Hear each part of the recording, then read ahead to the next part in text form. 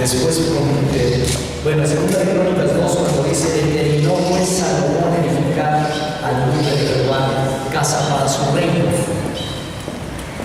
Salomón determinó, no solamente pensó hacerlo, sino que finalmente determinó hacerlo y comenzó a hacerlo. Ahora, a lo largo de la historia, Dios ha venido revelándose a la humanidad con el propósito de rescatarnos de la muerte y darnos libertad de la esclavitud del pecado. O sea, el propósito de Dios, desde el momento que Adán y Eva fracasaron en su relación con Dios, desde ese momento y a lo largo de toda la historia, Dios se ha venido revelando. Es lo que se conoce como la revelación progresiva. Se ha ido revelando y mostrando cada vez un poco más y un poco más y un poco más de su carácter como Dios y de su gracia para con la humanidad, para rescatarnos de la muerte y de la esclavitud del pecado y para llevarnos a su gloriosa presencia. Cuando Dios liberó a su pueblo de la esclavitud de Egipto, esa liberación, el hecho de haber liberado a Dios a su pueblo de Egipto, ese hecho que es histórico, al mismo tiempo simboliza anticipadamente en la historia el rescate espiritual de cada uno de nosotros, los hombres pecadores, por medio de Jesucristo. No sé si me explico con esto. Un hecho histórico, un hecho que sucede en la historia, al mismo tiempo que es un hecho que muestra la gracia y el amor de Dios por su pueblo en un determinado momento histórico, al mismo tiempo es simbólico hacia el futuro que nosotros ahora somos. Nosotros somos el futuro de cuando Moisés fue usado y enviado por Dios. Entonces, en el futuro simbolizó la liberación que nosotros tenemos, la libertad que nos ha dado y nos ha liberado del pecado y de la muerte y nos ha dado nueva vida. La tierra prometida del pueblo de Israel, que conocieron y que físicamente plantaron sus pies en él, esa tierra prometida simboliza nuestra salvación en Cristo Jesús, el que nos llevó de la cautividad del pecado a la salvación. Cuando Moisés condujo a Israel a la libertad, Dios le ordenó a Moisés, ¿de acuerdo?, construir un templo que en ese momento histórico fue un tabernáculo, fue llamado tabernáculo porque era un templo desmontable, porque el pueblo estaba peregrinando hasta llegar a la tierra de Israel. Pero Dios le ordenó al pueblo, le dijo a través de Moisés, que construyera ese templo, ese tabernáculo se llama en el tiempo de Moisés, porque a través de ahí él manifestaría su presencia. Dios manifestaría la presencia. El tabernáculo entonces es la manifestación de la presencia de Dios. Ahora, el tabernáculo primero y después el templo simbolizan también anticipadamente nuestra posición y nuestra relación en Cristo Jesús. Eso es lo que en doctrina teológica se conoce como el tipo y el antitipo. No voy a entrar demasiado en ese asunto, pero cuando un hecho, un acontecimiento histórico o una persona en la historia simboliza algo que se va a cumplir en el futuro, el del pasado se llama tipo y el cumplimiento se llama antitipo. Bien, entonces simboliza nuestra propia relación en Cristo eterno. Ahora, para efectos de conocer la estructura, la distribución y los elementos del templo, vamos a verlos en lo que es el tabernáculo, porque finalmente la diferencia está en que el uno es movible, trasladable y el otro fue fijo. Hubieron algunas diferencias también en cuanto a medidas, pero que no son tan trascendentes. Lo esencial está en el interior del tabernáculo y el interior del templo, que eso sí no se movió. Para quien quiera conocer un poquito más, profundizar un poco más, la descripción del tabernáculo, y que después va a ser el templo, está en los capítulos del 27 al 40 de Éxodo. Así que vamos a leerlos ahorita de una vez. ¿Qué dijeron? Del 27 al 40, nos vamos a las 4 de la tarde si nos analizamos, ¿verdad? Pero si ustedes tienen interés en avanzar en conocimiento, lean Éxodo 27 a 40, porque es ahí en donde tenemos la descripción muy detallada, específica, con medidas, con materiales, con todo lo necesario que Dios le da a Moisés. Ahora, antes de comenzar a estudiar el tabernáculo, yo sí quisiera que recordemos rápidamente, porque nos va a servir para entender el tabernáculo y entender el templo, que recordemos rápidamente que el plan de Dios de la salvación hacia nosotros es un plan integral. Dios lleva a cabo en nosotros, en favor del ser humano, un plan de salvación integral. ¿A qué me refiero con integral? ¿Para integrarse? No, integral en el sentido de completo. Espíritu, alma y cuerpo. Espíritu, alma y cuerpo. Esto es muy importante porque muchas veces podemos pensar que Dios vino a salvarnos nada más el alma o el espíritu. Pero Dios no se ocupa nada más del alma. Nosotros no estamos, como pensaban los griegos, no somos un alma presa en un cuerpo material. O como también lo piensa de esa manera el budismo, en el sentido de que el alma es la esencia del ser humano, es su alma, y solo cuando muere, o bien a través de meditaciones muy tremendas y profundas, entonces puede desprenderse, aunque sea por un momento, de este cuerpo material y entonces tener la verdadera libertad. O cuando muere, ir a la presencia de Dios, ya por fin el alma libre. No es así. Dios nos creó, de acuerdo como dice en 1 Tesalonicenses 5:23, como espíritu, alma y cuerpo. Ahí dice todo nuestro ser, espíritu, alma y cuerpo, se ha guardado en el cielo para Dios. Entonces, Dios nos hizo una unidad con estos tres elementos. El espíritu, ¿qué es el espíritu? Bueno, el espíritu es esa parte interna, lo más interno de nosotros, que nos pone en comunión, en contacto con el mundo espiritual, es decir, con el mundo de Dios. No hay otro. Por eso, cuando no tenemos a Cristo en nuestro corazón, nuestro espíritu está muerto. Dice el apóstol Pablo, estabais en otro tiempo muertos en sus delitos y pecados. ¿Cómo dice la palabra que estábamos muertos si estábamos aquí? Es más, cuando lo escucharon por primera vez, los que lo oyeron o lo leímos por primera vez, pues lo teníamos que oír con oídos, lo teníamos que entender con pensamiento. Entonces, ¿cómo es que estábamos muertos? Bueno, el espíritu estaba muerto. Sin Cristo el espíritu está muerto. Entonces, solamente Cristo puede darle vida al espíritu del hombre. Y es lo que nos pone en comunicación y en contacto con Dios. Esto no lo entienden aquellos que no tienen conocimiento de Dios. No pueden entender. A lo más que llega el conocimiento humano es al punto de suponer, porque tampoco lo pueden comprobar, de suponer que existe una psique, el alma.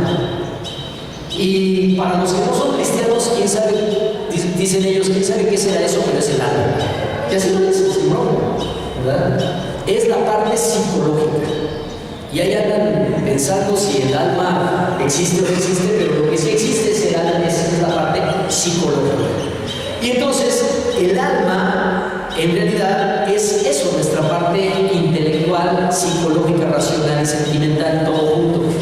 En otras palabras, son nuestros pensamientos, son nuestras emociones y es nuestra voluntad. ¿Vamos bien hasta aquí? Esto es el alma. Nos pone en contacto y en comunicación con los demás seres humanos.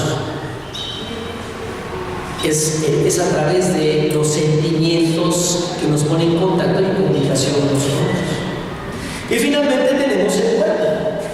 El cuerpo, pues, es la parte material de nosotros y en donde están asentados nuestros sentidos. Nuestros 5 sentidos conocidos, alguien dice que hay 6 o 7, no lo sé, que las mujeres tienen un 6º sentido, ¿verdad? Pero también la intuición, yo no sé si ahí podría estar incluida. Lo cierto es que, para no meterme en Honduras, los sentidos, ustedes me están escuchando por el sentido del oído, me están mirando por el sentido de la vista, estamos respirando y de repente por ahí a lo mejor llega un aroma, perfume que traigas puesto, el olfato, en fin, los 5 sentidos. Entonces, es el cuerpo, el mundo material, nos pone en contacto con lo material. Aquí sentimos frío, sentimos calor ahorita que está haciendo, y aspiramos a tener cuerpo. Y Dios quiere, la salvación que Dios nos ofrece es integral: espíritu, alma y cuerpo. Cuando no se entiende esto, la gente no sabe ni siquiera que existe el alma o el cuerpo, y solamente piensan en términos de pienso porque no existo. ¿Verdad? Recientemente estoy comenzando a entender un poquito más por qué la gente no tiene mayores problemas con respecto al aborto. Porque resulta que si la gente no tiene idea de que somos hechos espíritu, alma y cuerpo, y la mayoría de las personas solamente piensan en términos materiales, entonces para las personas y para la medicina convenientemente ha establecido que un ser humano es persona en tanto que pueda pensar, y si no puede pensar ya no es persona. Entonces, en algún momento, si ese ser humano todavía no tiene pensamientos, lo podemos echar a la basura porque no es persona, es un conjunto de células. Pero por otro lado, el extremo contrario, si un ser humano tiene muerte cerebral, pues ya no podemos abrir y quitarle los órganos porque ya no es persona. Y ahí sigue siendo para mí muy complicado que en qué momento verdaderamente hemos muerto. Solo somos pensamiento. De acuerdo con 1 Tesalonicenses 5:23, somos espíritu, alma y cuerpo. Y hasta en tanto Dios no termine con eso, seguimos existiendo. Y por otro lado, desde el momento de la concepción, somos espíritu, alma y cuerpo. Pero bueno, tengo que continuar hacia el tabernáculo y el templo. Dios, que nos creó, quiere nuestra salvación integral, por eso nos creó espíritu, alma y cuerpo. Vamos a ver Isaías 53:4. Aquí nuestras enfermedades, sufrió nuestros dolores, y nosotros le tuvimos por azotado, por herido de Dios y abatido. Mas él herido fue, versículo 5, por nuestras rebeliones, molido por nuestros pecados, y el castigo de nuestra paz fue sobre él, y por su llaga fuimos nosotros sanados. Él llevó nuestras enfermedades, sufrió nuestros dolores y lo crucificaron. Pero dice el versículo 5, mas él herido fue por nuestras rebeliones y pecados, molido por nuestros pecados. Él está salvando ahí nuestro espíritu. Las rebeliones y los pecados nos tenían muertos en nuestros delitos y pecados. Y luego dice, y el castigo de nuestra paz. ¿Cuál es qué significa tener paz? Esa paz interior, esa paz del alma. El castigo de nuestra paz, el alma, está salvando a Dios por su muerte. Y luego dice, y por su llaga fuimos nosotros curados. ¿De qué? De enfermedades. Si se dan cuenta aquí en Isaías 53:5 tenemos claramente la salvación en los tres elementos. Los pecados se refieren al espíritu, nuestra declaración de pecados. La paz que nosotros buscamos y solamente en él podemos encontrar es el alma, está en el encontrarse. Y por su llaga fuimos nosotros curados. Entonces, número 1, antes de comenzar a estudiar el templo, el tabernáculo, necesitamos recordar que Dios quiso salvarnos en una forma integral. Número 2, el acto de salvación es un acto de gracia. La salvación es un acto de gracia, hermanos, de su regalo. Nosotros no lo pudimos ganar, no lo pudimos merecer. ¿Qué hiciste para merecer la salvación? ¿Qué pasa si no yo hice? ¿Qué hiciste para merecer la salvación? No lo pudimos nosotros ganar para ti y para mí la salvación es gratis, aunque es carísima. ¿Cuánto lo saben? La salvación es sumamente cara, no fue gratis. Pero para nosotros es un acto de gracia. Por eso en Efesios 2, 8 y 9 dice: por gracia somos salvos, no por nosotros, porque es un regalo de Dios para que no nos enorgullezcamos. Número 3, para disfrutar de la salvación, nosotros debemos buscar y obedecer a Dios. Dios quiere salvarnos integralmente. Número 2, es gratuito para nosotros, porque es un regalo de la gracia de Dios. Pero aunque es un regalo de la gracia de Dios, para nosotros poder disfrutar de la salvación integral, debemos buscar y debemos obedecer a Dios. Es un regalo, pero si no buscamos y obedecemos a Dios, no podemos recibir ese regalo. ¿Por qué tenemos que buscar y obedecer a Dios? Pues miren, yo encuentro dos sencillas razones. Simplemente porque Él lo merece y lo exige. No merecemos que lo busquemos y no merecemos. Y en segundo lugar, porque nosotros no necesitamos. Si buscar a Dios, no necesitamos. Vamos a ver dos versículos que nos muestran eso con sencillez. Levítico 9.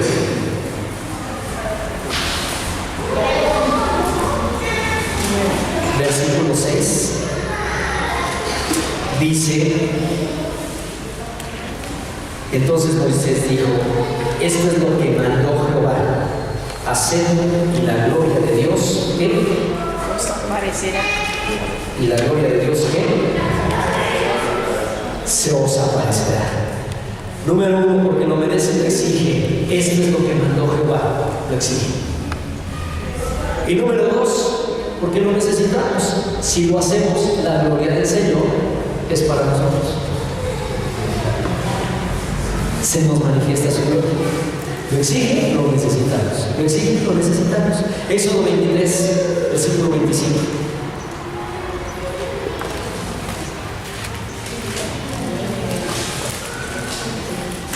Mas a Jehová vuestro Dios serviréis. Lo exige. Y Él bendecirá tu pan y tus aguas y quitará toda enfermedad en medio de ti. Lo necesitamos. ¿No les parece sencillo y simple? Necesitamos buscar y obedecer a Dios porque lo exige, porque lo necesitamos. Lo haces, te bendice. Lo haces, su gloria se manifiesta. Dios nos ha dado una salvación integral, no solamente para el espíritu. No es la salvación, no nada más estamos esperando que ya muramos para irnos al cielo. La salvación es espíritu, alma y cuerpo. ¿Por qué nos salva integralmente? Para que nuestro espíritu esté en comunión con Dios, para que podamos tener unción y podamos servirlo, para que tengamos paz y podamos transmitir esa paz. Primero, disfrutar de esa paz, y segundo, transmitir esa paz a los demás y ser luz. La luz en las tinieblas resplandece. ¿Cómo podríamos nosotros ser luz en este México de oscuridad si estuviéramos igual de angustiados que todo el mundo? O de enojados o de frustrados. Y cuerpo, Dios también ha salvado nuestro cuerpo y nos fortalece y nos sana. Y aún a pesar de los años, como mis preciosos hermanos mayores, a pesar de que pasan los años, dice el Señor a través del apóstol Pablo: aunque nuestro cuerpo sea desgastado, nuestro espíritu se fortalece día y día. ¿Qué necesitan para Dios? Vamos entonces a ver un poco la tipología del templo a través del tabernáculo. Me voy a referir más al tabernáculo porque, como les digo, Éxodo desde el 27 hasta el 40 describe detalladamente los elementos de la construcción del templo y del tabernáculo.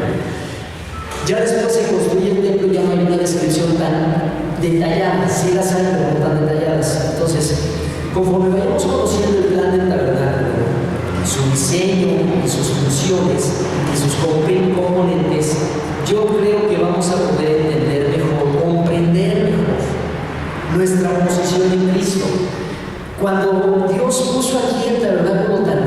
estaría tan detalladamente descrito, pues no fue porque le sobró tiempo y dijo, ahora voy a responder, bueno, respondo todo completo, sino que en verdad nos ayuda para entender mejor nuestra posición en Cristo y disfrutar nuestra comunión con Dios de una manera más estrecha, más fresca y además hasta más emocionante.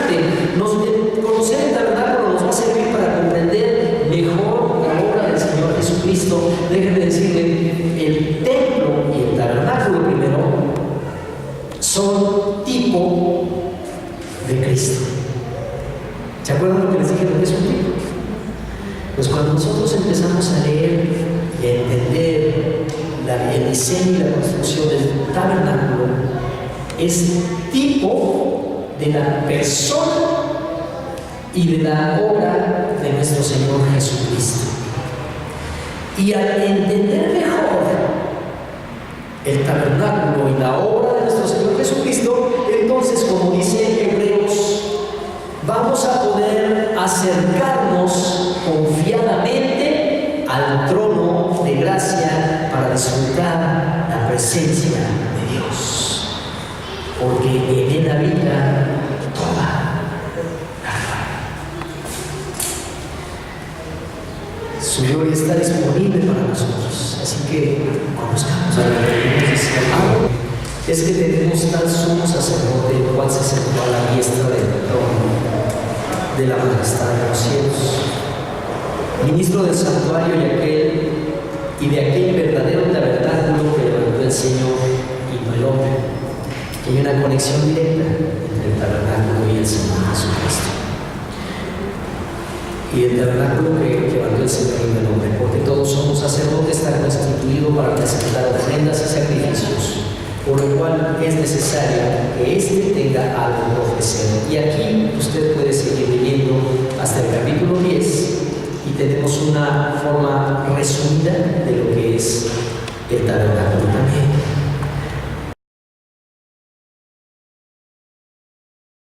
Hermanos, el tabernáculo expresa en primer lugar tres hechos muy importantes. El tabernáculo estaba, estas tiendas que se ven aquí alrededor, todo alrededor, es el campamento de las 12 tribus de Israel. Dios les dijo dónde colocar cada una de las tribus, sus familias, y todas ellas fueron distribuidas alrededor, dejando una área, una plaza central. Y ahí es donde se levantó el tabernáculo. Al ser levantado el tabernáculo en el centro del pueblo, de las 12 tribus, lo que simboliza es obvio. ¿Qué simboliza? Simboliza la presencia de Dios en su pueblo. Mateo 18:20, Jesús dijo, cuando estén 2 o 3 congregados en mi nombre, ¿ahí qué pasó? Ahí estoy yo, en medio de ellos. Dios quiere estar en medio de su pueblo. Dios está aquí, en medio de nosotros. Y si me permiten ahorita utilizar la imaginación, ¿dónde está el Señor Jesucristo ahora? En este momento. Está aquí. Podría ser que esté ahí en el pasillo central, si me permiten usar la imaginación, ¿verdad? Está en medio de nosotros. No está como se pensó en algún momento y aún todavía hay esas costumbres antiguas. Dios no está en el altar. De hecho, no hay altar en una iglesia cristiana. Dios no está en el altar, no está al centro, al frente, en la parte más alta, en la columna más grande. Dice el Señor, yo estoy en medio. Dice el Señor que Él habita en la alabanza de su pueblo, en medio de la alabanza de su pueblo. Jesús dijo, yo estoy en medio de ellos. Y Él siempre quiso estar en medio de su pueblo. Entonces, el hecho mismo de que está el tabernáculo en el centro del pueblo simboliza exactamente lo que quiere decir. Número 2, el hecho de que Dios señaló claramente las condiciones y las características, las medidas. Miren, hasta los clavos, aquí no se puede apreciar, pero es Estas cortinas tienen unas columnas que a su vez tienen unas cuerdas que están sujetas. Hasta los clavos, Dios dijo de qué dimensiones y de qué medidas. Y esto señala que la presencia de Dios es a su manera, no a la nuestra. El adorar a Dios es a la manera de Dios, no a la nuestra. No puede nadie decir, yo adoro a Dios a mi manera, yo creo en Dios a mi manera. El tabernáculo señalaba el medio divinamente ordenado para que el hombre pudiera acercarse a él. Te acercas a mí de esta manera. Es más, el tabernáculo viene alrededor de una pared y hay una puerta, no más una, de entrada.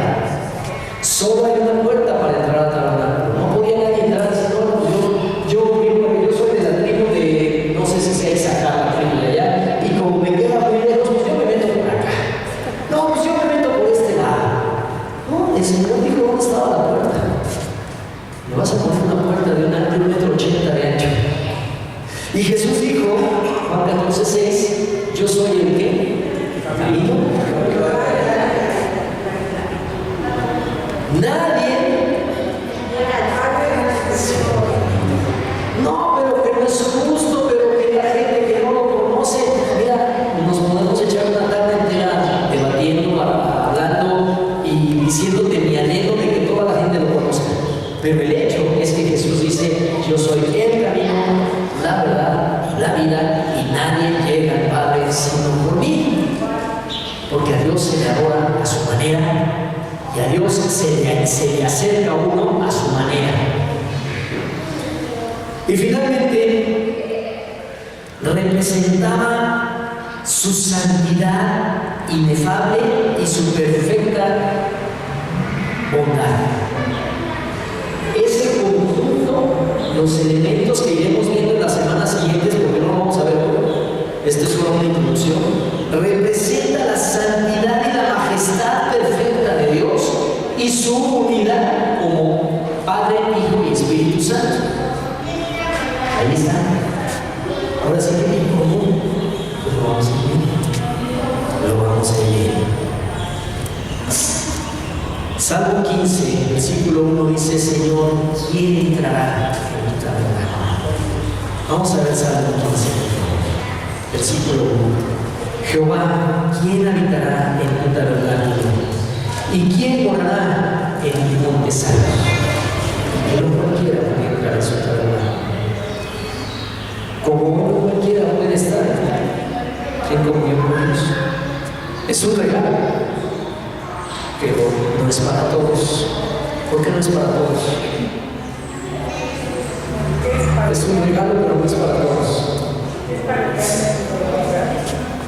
Para el que anda en integridad, para el que cree. Creo que yo antes de entrar a la presencia de que Cristo entrara en mi corazón, no era nada de integridad. Así que si hubiera sido para el que cree y para el que le recibe. A los que creen en su nombre les dio potestad de ser hechos hijos de Dios. Mas a todos los que creyeren será salvo, y el que no creyere será condenado. Entonces es un regalo, pero no es para todos. El tabernáculo, pues no cualquiera puede entrar, y eso simbolizaba precisamente la salvación. Bien, el tabernáculo tiene dos secciones principales. Por un lado, tiene un patio exterior. Voy a tener una varita, ¿verdad? De láser. Tiene un patio exterior. Todo lo que está alrededor de esta larga cortina es el patio exterior. Perdón, el patio exterior. Ese patio exterior estaba orientado hacia el este, hacia el oriente, y ese patio estaba delimitado por cortinas de lino fino que tenían 2,5 metros de alto, y estaban cada una de ellas, ahí ojalá puedan más o menos apreciar, cada una de esas, bueno, ese largo cortinaje como alrededor tenía 2,5 metros de alto y estaban sostenidas por columnas de bronce. Esas columnas de bronce tenían bases de bronce también, de 2 metros de ancho, bases. Perdón, de 2 metros, bases de bronce, y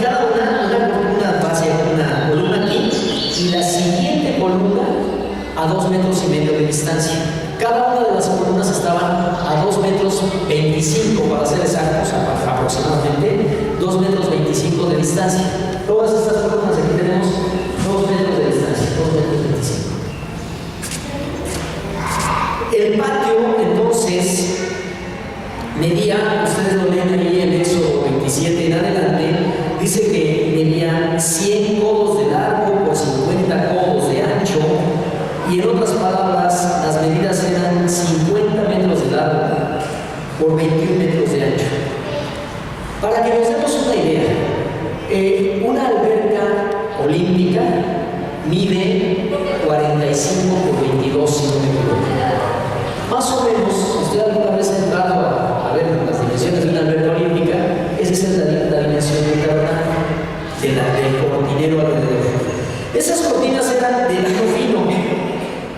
No eran de lino fino porque es el color que le gustaba a Moisés, sino que el lino fino es símbolo de la santidad.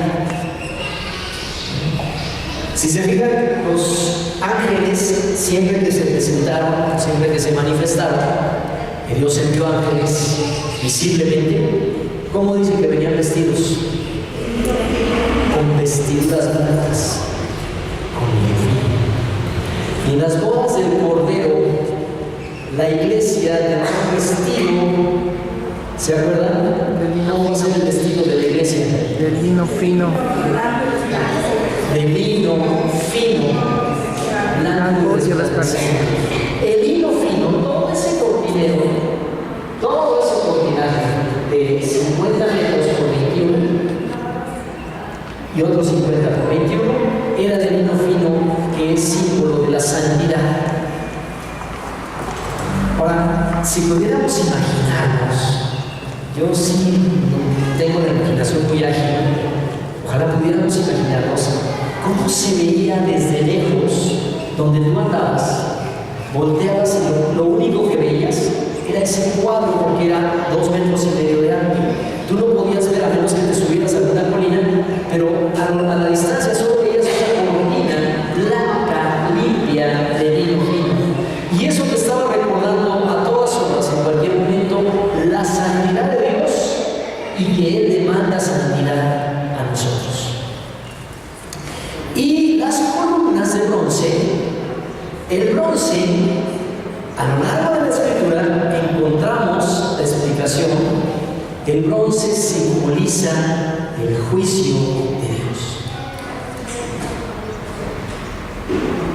El bronce simboliza juicio. En Daniel encontramos una figura de bronce. En Apocalipsis encontramos alusiones al bronce, y el bronce simboliza, los pies eran de bronce en la figura de Daniel y mitad de barro. El bronce simboliza el juicio de Dios. En otras palabras, ¿qué es lo que sostiene la santidad del hombre? La santidad de Dios no la sostiene nada, es por sí mismo. Pero la santidad del hombre, ¿qué la sostiene? La sostiene o la derriba el juicio. ¿Se va viendo? Las columnas de bronce simbolizan el juicio. La buena noticia es que el juicio, tu juicio, mi juicio, lo presentó Jesús. Y la sentencia a tu juicio y a mi juicio la pagó Jesús. Por eso nosotros somos justificados. Nuestra fe y nuestra santidad se sostiene en la justificación de Dios en favor nuestro. Justificados por la fe. Hay una sola puerta. Aquí está. En este esquema no está muy preciso, porque en realidad la puerta no era tan grande como se ve ahí en el esquema.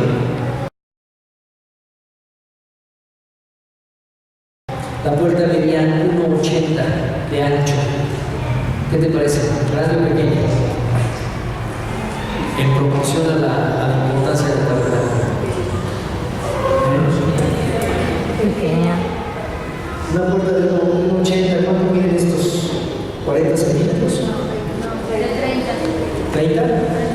Entonces, ¿cuánto me dará 1.80?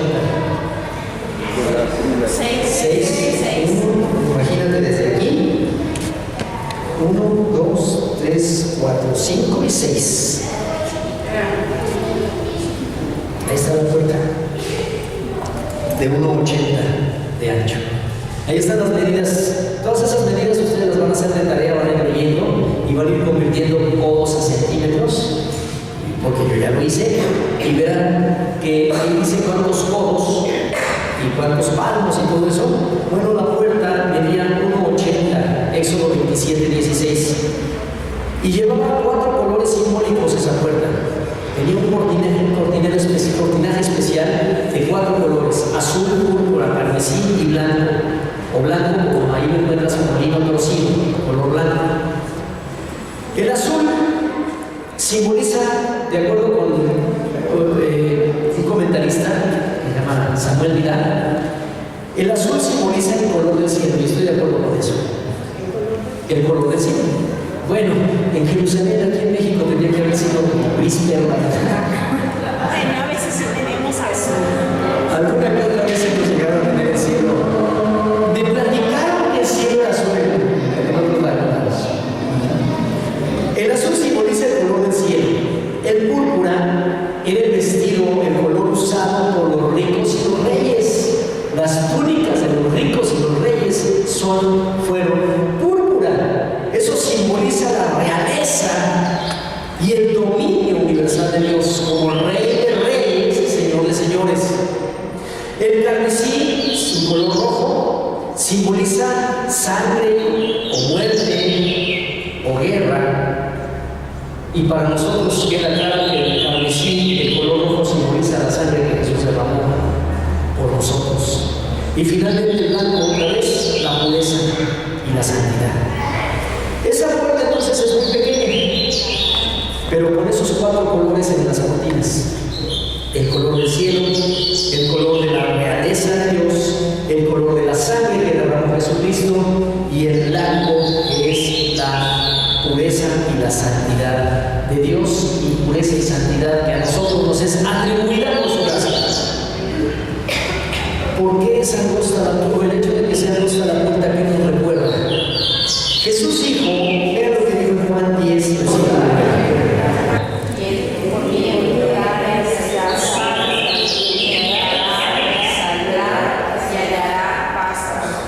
Yo soy la que. La puerta. Jesús dijo, yo soy la puerta. Por eso nosotros no necesitamos ir a un templo, porque Jesús lo es. La puerta. En Juan 14:6 dijo Jesús, yo soy el camino, la verdad y la vida. Nadie viene al Padre si no es a través de mí, la puerta. Y vamos a ver por último Mateo 7:13. Mateo 7, versículo 13. ¿Cuánto dijimos que tan ancha era la puerta? Angosta, ¿verdad? No era tan ancha. En una puerta de este ancho, si queremos entrar 15 al mismo tiempo, no se puede, ¿verdad? O si queremos entrar cargando un montón de cosas, pues tampoco se puede tan fácil, ¿verdad? Queremos entrar jalando una carreta de rencores, de pecados, de envidias. La carreta es ancha, pues no va a pasar, ¿verdad? ¿Qué dijo Jesús en Mateo 7:13? Entrad por la puerta estrecha, porque ancha es la puerta y espacioso el camino que lleva a la perdición, y muchos son los que entran por ella. Porque estrecha es la puerta y angosto el camino que lleva a la vida, y pocos son los que la hallan. Fíjense, nada fue casualidad. Dios todo previó claramente. Y aún al mandar a ordenar que se hiciera una puerta de 1.80 de ancho, que es una puerta estrecha, está diciendo Jesús, entren por la puerta estrecha.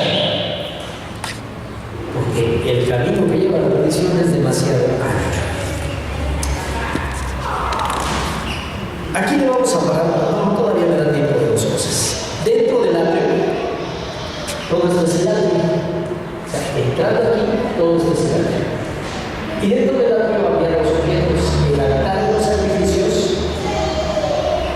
y la fuente de bronce. El altar de los sacrificios de los holocaustos, lo encuentras en Éxodo 27:1, es el mueble más grande del tabernáculo, estaba grandote, ese sí, ese medía 2.25 por 2.25 y 1.30 de altura. Estaba hecho de madera cubierta de bronce, todo de madera, pero todo cubierto de bronce, y ahí en el altar de los holocaustos es donde se degollaba a el cordero, a la víctima para el sacrificio. Ahí en el altar de bronce, y después ahí es quemado totalmente. La fuente de bronce es una gran bandeja, como decía ahí, una bandeja grandota que se colocaba sobre una base de bronce, otra vez bronce, el juicio. En el altar de bronce, pues ahí el sacrificio, que es el juicio. La fuente de bronce está hecha de eso, de bronce, en una base también de bronce. ¿Y qué creen? Esa fuente, si ustedes tienen curiosidad, lean Éxodo 38:8. 38:8 dice: también hizo la fuente de bronce y su base de bronce. ¿De qué lo hizo? De los espejos de las mujeres que velaban la puerta del tabernáculo. O sea, las mujeres entregaron los espejos. ¿Por qué será que fue este hecho de haber entregado sus espejos? ¿Para qué ha servido? ¿Y por qué nos lo dice aquí?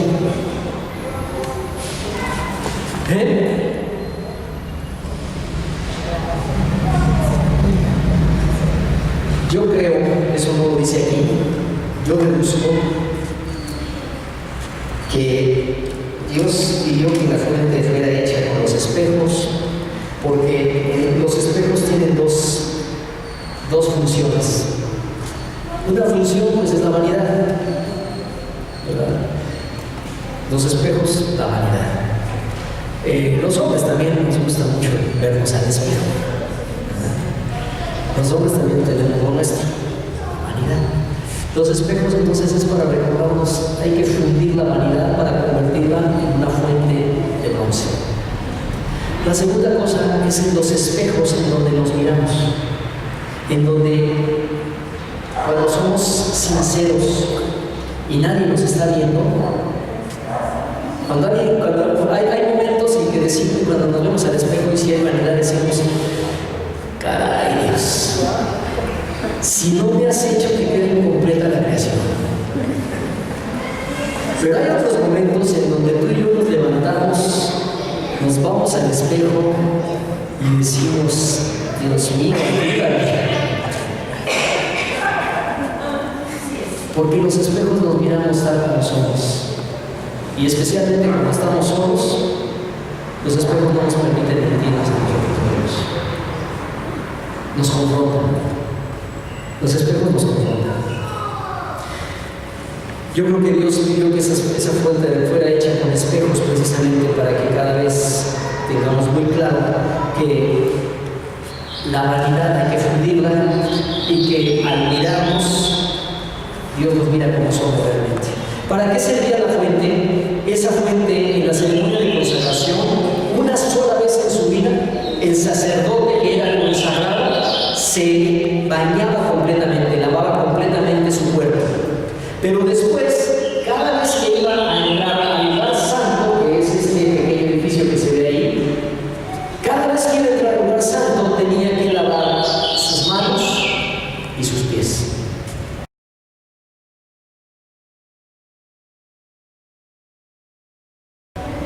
Cada día, cuando el sacerdote iba a entrar al lugar santo y entraba constantemente a mañana y a la tarde, el sacerdote al que le tocaba entrar tenía que lavar sus manos y lavar sus pies.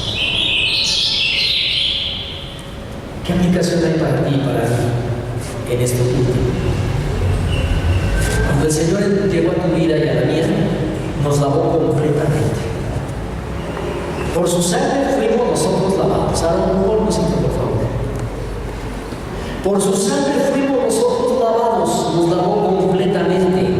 Y todos nuestros pecados fueron limpiados. Hemos sido una nueva criatura. Pero cada día nuestras manos se ensucian. Nuestras manos, en el sentido figurado, se ensucian de pecado. nuestros pies nos conducen a veces por caminos que no debemos, o a veces simplemente en el caminar los pies se ensucian, se cansan, se cansa uno. ¿No es cierto que cuando estás muy cansado, el meter los pies en agua tibia te relaja? No sé por qué, pero hay un efecto diferente entre eso y una ducha. Te relaja. Cada día tenemos que venir al Señor con nuestros cansancios, con nuestras cargas, con nuestras heridas en los pies, para que Él nos renueve. Cada día tenemos que ir al Señor y decirle: Señor, perdóname, necesito que me perdones, porque ¿quién entrará en tu santuario impuro de corazón? No tenemos que recibir la salvación nuevamente. El sacerdote se bañaba una sola vez en la fuente de Dios.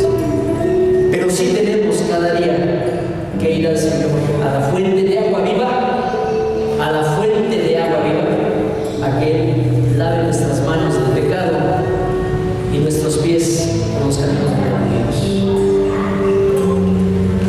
Todo lo que es el templo y todo lo que es el tabernáculo representa la presencia de Dios en tu vida y en la mía. Y demos de gracias a Dios, porque al poder estudiar su palabra podemos conocer algo más de Él. Este día dejo este pensamiento al final. Lavemos cada día nuestros pies en la fuente de agua viva. Lavemos cada día nuestras manos en el agua que flota para la vida eterna. No dejemos que pase un día sin haber confesado nuestros pecados al Señor. No dejemos que pase un día sin haberle dicho al Señor: gracias. Gracias por los caminos por los que me permitiste caminar, por los que tú me llevaste. Perdóname también por aquellos caminos anchos donde a veces me quise mover y donde me sentí tan a gusto. Lavar los pies y lavar las manos antes de entrar en su presencia es lo que hace el sacerdote antes de entrar en el lugar santo. Quisiera que se ponga de pie.